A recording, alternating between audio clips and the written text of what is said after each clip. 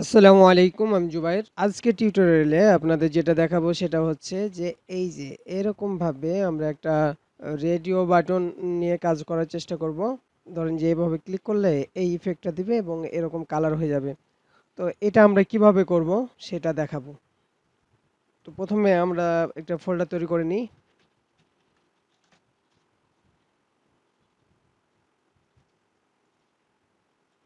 এর মধ্যে দুইটা ফোল্ডার হবে, সেটা হচ্ছে সিএসএস। দুইটা ফাইল হবে, একটা ফোল্ডার আর একটা হচ্ছে index.html আর একটা এসসিএসএস নিয়ে আমরা কাজ করব। সেহেতু আমরা এটাকে এসসিএসএস দিব।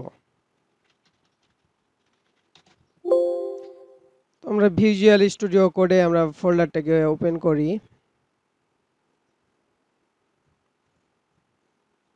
তো যারা SES সম্বন্ধে জানেন না, আমাদের ভিডিওগুলো দেখেন, একটা SES নামে একটা ভিডিও তৈরি করা আছে। HTML5 এর যে কোডগুলা সেটা লিখলাম এবং সিএসএসটাকে আমরা লিংক করে দিলাম। লিংক করার জন্য সিএসএস।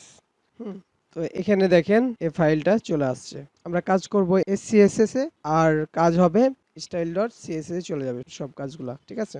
ওই ভিডিওটা দেখেন, তাহলে সবকিছু বুঝে যাবেন। তো এখানে আমরা নিব, একটা বক্স নিব, সেটার নাম দিব রেডিও রেডিও বাটন গ্রুপ,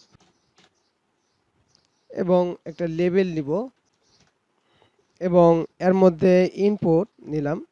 ইনপুটের টাইপটা হবে কি রেডিও, আর নেম দিতে হবে। যেহেতু আমরা রেডিও বাটন ইউজ করছি, জয়টা রেডিও মানে বাটন থাকবে, নেমগুলা কি থাকবে, একই নিতে হবে। তাহলে কি হবে, যে কোনো একটাকে সিলেক্ট করবে, তাই আমরা একটা মানে একই নাম দিব। এখানে নামটা একই নাম, যেহেতু আমি জাস্ট বোঝানোর জন্য সেম নেম লিখলাম। আর এগুলাকে একটা স্প্যানের মধ্যে নিব। যেহেতু আমরা তিনটা বাটন নিব, তার জন্য আমরা এটাকে তিনবার কপি করে নিলাম। আর এটাকে গো লাইভ করি, তাহলে এটা আমরা যা কাজ করব সেটা লাইভ দেখতে পাবো। ঠিক আছে? এটার জন্য আমরা গো লাইভ করলাম। এখন প্রথমে আমরা কি করব, ডিফল্ট ভাবে কিছু মার্জিন থাকে, এটা ডিফল্ট ভাবে কিছুটা মার্জিন থাকে, সে মার্জিনটা যেন না থাকে সেটার জন্য আমরা মার্জিন 0 করে দিব। ঠিক আছে? আর আমরা ফন্ট ফ্যামিলি এটা দিয়ে দিব।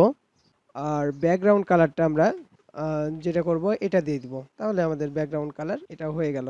আর বক্স সাইজিং বর্ডার বক্স করে দিব, এটা ডিফল্ট ভাবে আমরা দিয়ে দিলাম। আর আমাদের যেটা করতে হবে, এই যে এটাকে নিলাম, নেওয়ার পর আমরা কি করতে পারি, এটা নির্দিষ্ট একটা উইডথ দিয়ে দিতে পারি। এর মতন যদি ব্যবহার করতে যাই, তাহলে আমরা একটা ম্যাক্সিমাম উইডথ আমরা ব্যবহার করতে পারি। ম্যাক্স উইডথ 400 পিক্সেল করে দিলাম। আর এটার একটা ব্যাকগ্রাউন্ড যদি আমরা দিয়ে দিই, তাহলে এটা বুঝতে পারবো যে আমরা কি দিলাম। আমরা এই ব্যাকগ্রাউন্ডটা দিয়ে দিলাম। এটা ব্যাকগ্রাউন্ডটা আমরা দেখতে পাচ্ছি না, তার কারণ হচ্ছে কি, এটাকে যদি আমরা একটু মিডিল নিয়ে আসি, এরকম ভাবে নিয়ে আসি, তাহলে এটা দেখতে পাচ্ছি। এবং কিছুটা যদি প্যাডিং ইউজ করি 30 পিক্সেলের মতন, তাহলে আমরা এটাকে এরকম দেখতে পাচ্ছি। আর এটার একটু বর্ডারগুলো যেন হয়ে থাকে, আর বর্ডার রেডিয়াস দিয়ে দিলাম। আর এটাকে লেবেল, এটা লেবেলে আমরা কি করতে পারি, এটা কালার দিয়ে দিতে পারি, সাদা কালার দিয়ে দিতে পারি, তাহলে এরকম ভাবে দেখতে পাচ্ছি। লেবেলটা যদি আমরা চাই যে এই লেবেলটা বলতে এই যে HTML যেটা দেখছি, সেটা যদি পুরাটুকু অংশ, এই পুরাটুকু অংশ ভাবে নিতে চাই, তাহলে আমাদের যেটা করতে হবে, ডিসপ্লে ব্লক করে দিতে হবে। ডিসপ্লে ব্লক করে দিলাম, তাহলে দেখেন এটা এরকম ভাবে দেখাচ্ছে। তো আমরা মার্জিন বাটন দিয়ে দিই, তাহলে কি হবে, এটা নিচে নিচে এটা চলে আসবে। আর যদি প্যাডিং একটু দিয়ে দিই, প্যাডিং দিয়ে দিলে এইটা কি হয়ে যাবে, এই বক্সটা এই যে দেখেন এরকম হয়ে গেল। আর এই যে এর উপর দেখেন আমি কার্সার নিচ্ছি, কিন্তু পয়েন্টার দেখাচ্ছে না। তো এটা পয়েন্টার যদি দেখাতে চাই, তাহলে আমাদের যেটা করতে হবে, কার্সার পয়েন্টার করলাম, তাহলে দেখেন এই যে এখন পয়েন্টার করছে। আর বর্ডার রেডিয়াস যদি আমরা ইউজ করি, তাহলে কি করব, বর্ডার রেডিয়াস 5 পিক্সেল দিলে এই যে কোণাতে দেখেন, এই যে কোণাতে দেখতে পাচ্ছি। এটা একটু জুম করেই দেখাই আপনাদের, তাহলে দেখতে সুবিধা হবে। আর এটার মধ্যে কি আছে, লেভেলের মধ্যে আছে ইনপুট। তো আমরা ইনপুটটাকে নিয়ে নিই এখন। তো এটাকে আমরা প্রথমেই কি করে দিব, এটা ডিসপ্লে নান করে দিব। তাহলে দেখেন ইনপুটগুলা চলে গেল। তারপরে কি আছে, স্প্যান আছে, তাই না? তো স্প্যানটাকে নিলাম।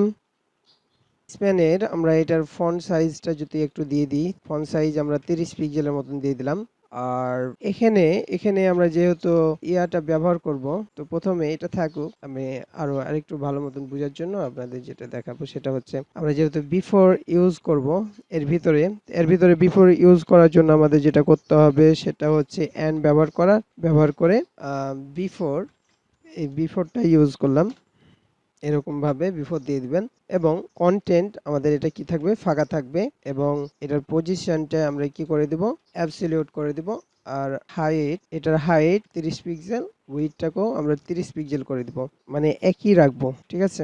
আর এটা যে হাইট উইডথটা আমরা কিন্তু এখন দেখতে পাচ্ছি না। এর বর্ডার, এটা বর্ডারটা 5 পিক্সেল এবং সলিড। তার সাথে সাথে এর ব্যাকগ্রাউন্ড মানে এর কালারটা যদি আমরা এটা দিয়ে দিই সাদা, তাহলে এরকম দেখাবে। আর এর বর্ডার রেডিয়াসটা যদি আমরা 50% করি, তাহলে এটা গোল হয়ে দেখাবে, ঠিক আছে? আর এটাকে যদি এখন এটা এভাবে দেখাচ্ছে, তো আমরা যদি এটা চাই যে এই লেখাটা দেখেন, এই লেখাটার উপর চলে আসছে, তো আমি এটাকে, এই লেখাটা যেন এ পাশে চলে যায়, এটা করার জন্য আমরা যেটা করতে পারি, এটার প্যাডিং লেফট 50 পিক্সেল করে দিতে পারি, তাহলে এরকম হবে, ঠিক আছে? তারপরে আরেকটা কাজ করা লাগবে আমাদের, যেটা যেহেতু এটা সম্পূর্ণটা চলে যাচ্ছে, এটা সম্পূর্ণটা চলে যাচ্ছে, সেহেতু আমাদের এটার পজিশনটা দেখেন, এর পজিশন আমরা রিলেটিভ করে দেব কার সাথে, স্প্যানের সাথে। স্প্যানের ব্যাকগ্রাউন্ডটা যদি আমরা দেখি, তো দেখেন যে এরকম হয়ে আছে, ঠিক আছে না? তো স্প্যানটা এখান থেকে শুরু হয়েছে, তো এ পর্যন্ত চলে যাচ্ছে। আমরা কি করব, এর পজিশন আমরা রিলেটিভ করে দিব। তো এটা পজিশন আমরা কি করব, রিলেটিভ করব, যেহেতু এই স্প্যানের মধ্যে এই জিনিসটা কাজ হবে, তাই এটাকে আমরা পজিশন রিলেটিভ করে দিলাম। এখন আমাদের যেটা করতে হবে, টপ, যদি টপ টপ 0 করে দিই এটার, মানে এই টপটা 0 হয়ে যাবে, তাহলে উপরে দেখাচ্ছে। এবং এটাকে যদি লেফটে নিয়ে চলে আসি, লেফট 0, তাহলে এটা এ পর্যন্ত চলে আসবে, ঠিক আছে? আর এটাকে যদি আমরা কি করতে চাই, এই লেখাটাকে যদি আমরা মানে একটু বড় করে দিই, তাহলেই এটা ঠিক হয়ে যাওয়ার কথা। লাইন হাইট যদি আমরা একটু দিয়ে দিই, তাহলে মোটামুটি এটা ঠিক হয়েছে। আর একটু করতে চাই, মার্জিন মার্জিন টপ -5 পিক্সেল যদি করি, বা 3 পিক্সেল করি, তাহলে মোটামুটি এখন ঠিক আছে। আমরা এটা ব্যাকগ্রাউন্ডটা উঠিয়ে দিলাম। তো আমরা কি করব, যেন এটার উপর ক্লিক করলে এটা ব্যাকগ্রাউন্ডটা চেঞ্জ হয়, তাহলে কি করব, এখানে এটার মধ্যে ক্লিক করলে, এটা করার জন্য আমরা এন্ড দেওয়ার পর হচ্ছে চেক যদি হয়ে থাকে, হ্যাঁ, যদি চেক হয়ে থাকে, তাহলে প্লাস এই যে স্প্যানের মধ্যে যে বিফোরটা আছে সেটার মধ্যে যা কাজ করব সেটা। তো এর মধ্যে কি করেছে, বর্ডার, হ্যাঁ, বর্ডার কালার দিয়েছে, তো এখানে বর্ডার কালার দিয়ে দিতে পারবো আমরা। বর্ডার কালারটা শুধু চেঞ্জ করে দিব, বর্ডার চেঞ্জ করা দরকার নেই, বর্ডার কালার, এই যে দেখেন এবার বর্ডার কালার কিন্তু চেঞ্জ হয়ে যাচ্ছে, ঠিক আছে? এটা তাড়াতাড়ি হচ্ছে, মানে কোনো অ্যানিমেশন দেওয়া নাই, তো তাই।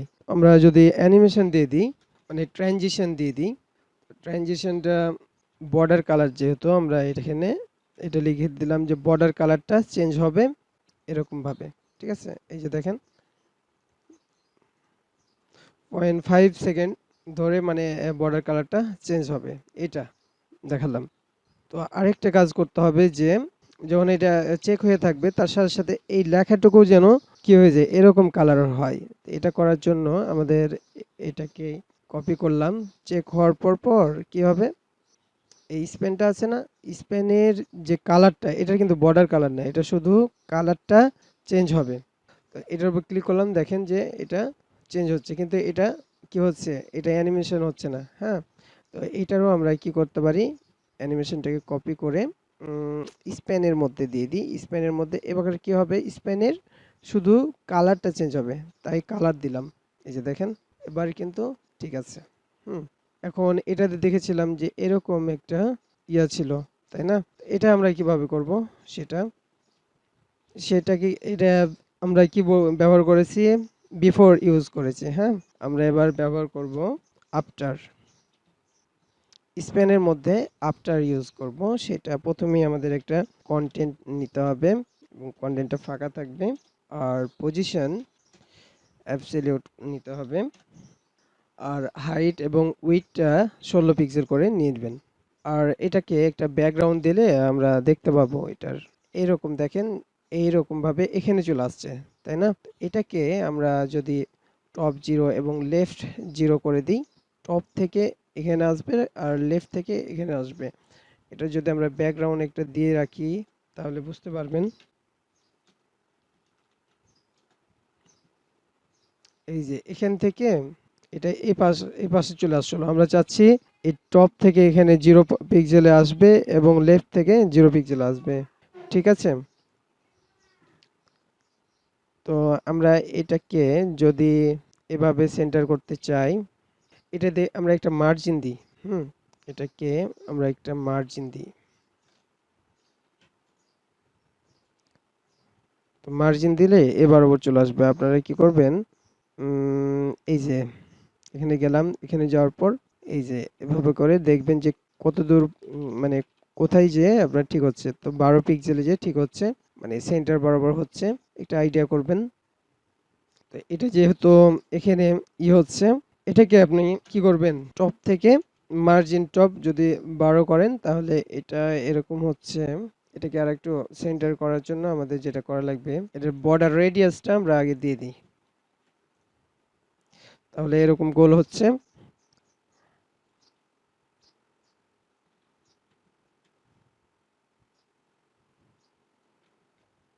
এবার ঠিক আছে, টপ থেকে 9 পিক্সেল দিবেন।